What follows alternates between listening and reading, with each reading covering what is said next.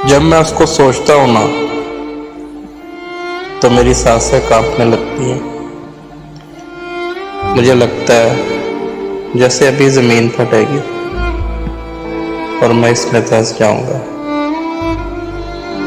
मैं जब थक हार कर रात 4 बजे के करीब सोने लगता हूँ तो उसका ख्याल मेरी रूह को झंझोड़ के रख देता है कि अब वो किसी और को मैसर है जिसे मैं किसी और के साथ तस्वर भी नहीं कर सकता था। फिर मैं सिर्फ ये सोचकर खामोश हो जाता हूँ कि मैंने उसकी खुशी की दुआ मांगी थी।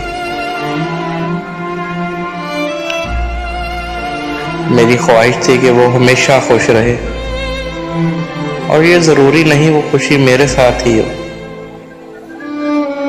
लेकिन सबसे तकलीफ दे वक्त तब होता है जब सुबह रोज़ाना मेरी आंखों के खुलने से पहले वो मेरे ख्यालों में आ जाती है।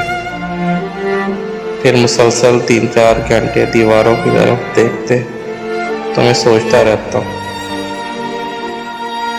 पता नहीं कैसी होगी, खुश भी होगी या नहीं। पता नहीं अब रूठ जाए तो इसको कौन मनाता भी होगा या नहीं।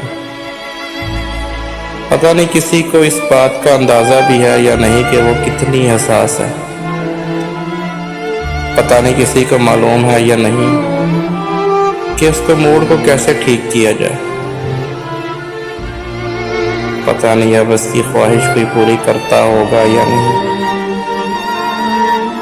पता नहीं किस हाल में होगी।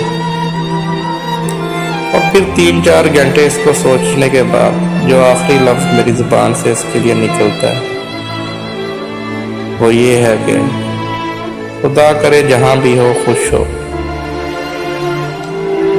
इसके बाद मैं उठता हूँ और बिस्तर से और बाहर निकल जाता हूँ।